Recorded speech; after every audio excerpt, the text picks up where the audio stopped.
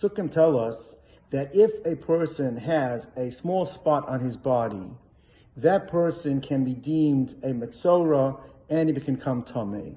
But if he is covered completely with the nega, that his whole body is covered, then actually that's considered to be a skin condition, and it's not considered to be tzaras. The Chofetz Chaim says should be a kal v'chomer. If a small spot is able to make you into a metzora, then if your whole body is covered, kal v'chomer, then you should be considered to be tameh. You should be a metzora. You should be a metzora. Why is it that you're not a metzora when you're completely covered? This is a question that's raised by the Chofetz Chaim. I'd like to share with you an idea that I heard from my own Rosh Yeshiva, Rabbi Yochanan's wife, Shlita, should live and be well. Beautiful idea. Rashi teaches us that, he brings down the Chazal, that Saras comes from for the punishment, is a punishment for the Aveira of Lashon Hara. And Metzora is Motzira. Person has given forth evil speech.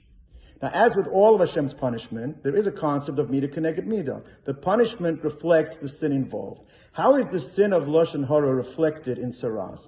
Furthermore, one of the characteristics of Lashon Hara is that the information actually has to be true. If it's not true, then it's slander. And the Chofetz Chaim has which Aveiras when it's true and what Aveiras when it's not true, but actually it doesn't fall under the category of actual Lashon Hara, and it's actually worse when it's true than when it's slander. And the question is, how could that be? When you say something that is not true about a person, you slander a person, should that not be worse than when you say something true? Why would the Torah actually want to suppress dissemination of truth? Today's you don't suppress truth, and actually it's worse when it's true. Lashon Hara is the Aveira of telling the truth about someone.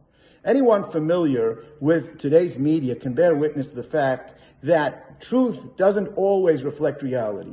When report Israeli abuse of Palestinians, they show a clip of Israeli soldier hitting a Palestinian, they have reported the truth. Unfortunately, since they chose not to show the entire incident, and they left out the first part of the footage, where you see the Palestinian throwing a rock and taking out someone's eye, they've actually distorted the reality of the event. That 15-second clip of TV footage may record an incident that happened, but because you only see the part of it, you walk away with a distorted sense of what happened because of what you saw and what was left out. The Baal Lashon Hara does the exact same thing. Baal Lashon Hara knows how to focus on negative traits or behaviors of an individual. Although these traits might only make up a small part of who that person is, the person is a confluence of many positive midos, many positive behaviors, the Baal Lashon Hara identifies specifically that one negative trait or behavior and defines the entire person by that one trait.